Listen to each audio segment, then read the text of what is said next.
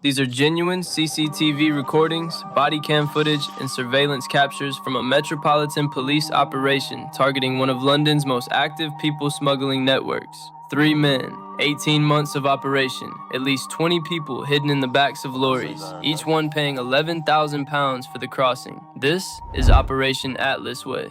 To understand what you're watching, you need to understand how the operation was structured.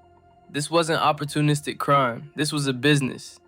The gang operated what investigators would later describe as a hub and spoke model, a layered system designed to keep its ringleaders as far from the physical act of smuggling as possible. At the top were the coordinators, the ones who arranged the routes, communicated with drivers, and collected the money. Below them were the facilitators, drivers, lookouts, and middlemen who handled the physical transfers on the ground. And below all of them, the people being moved. Albanian nationals paying up to £11,000 each for the promise of a new life in the UK. Many had borrowed that money. Some had sold everything they owned to raise it.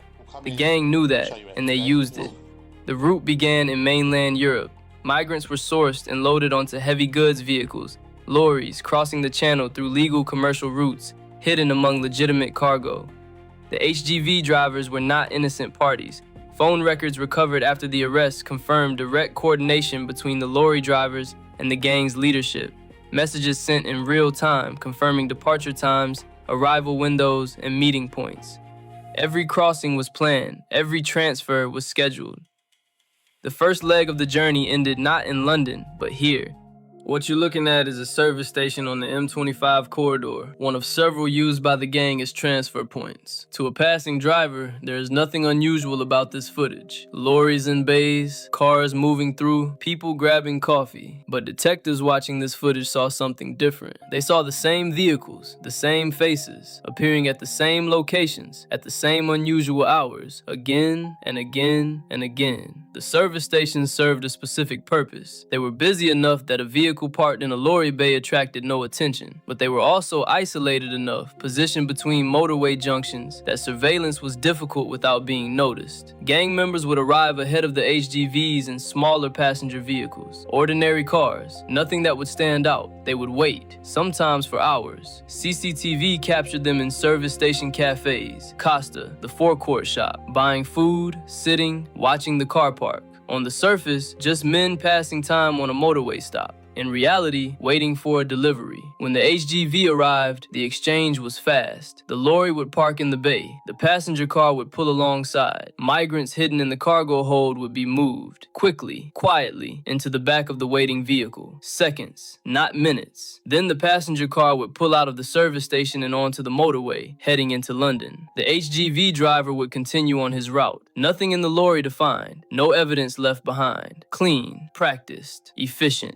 It is easy, watching this footage, to focus on the logistics. The cars, the lorries, the service stations, the phones. But inside those vehicles were people. Most were Albanian nationals. Many had made long and dangerous journeys through multiple countries before they ever reached the back of one of those HGVs. The conditions inside a commercial lorry cargo hold are not designed for human beings. No ventilation system built for passengers. No lighting. Temperatures that can drop severely overnight or become dangerously hot in summer. They traveled in darkness, in silence, not knowing exactly when or whether the lorry would stop. £11,000 for that. And for many, that £11,000 wasn't the end of their debt, it was the beginning of it. Metropolitan Police investigators noted during the case that individuals smuggled into the UK by networks like this one are frequently absorbed into forced labor arrangements upon arrival. The debt owed to the gang doesn't disappear at the end of the journey, it follows them. Factory work, car washes, cannabis cultivation,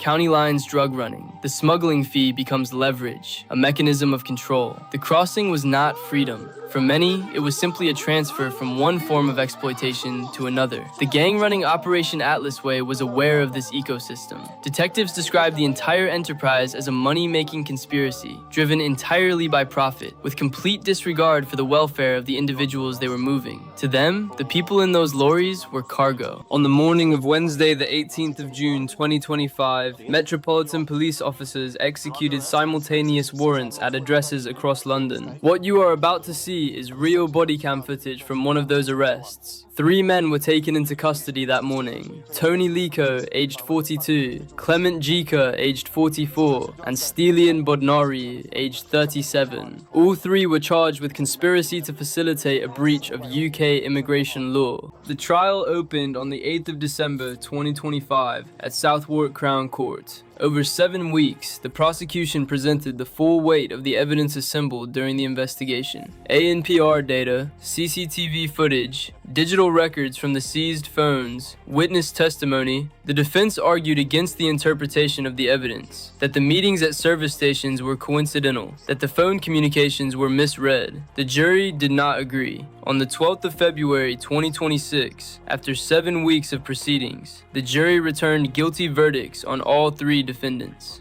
Guilty on all counts. Sentencing was scheduled for today, the 27th of March 2026, at Southwark Crown Court. The judge, in delivering the sentences, acknowledged the calculated and commercial nature of the offending. These were not men acting out of desperation. They built a system. They ran it for profit, and they showed no concern for the human cost. Toni Liko, 5 years and 8 months. Klement Gjika, 5 years and 8 months.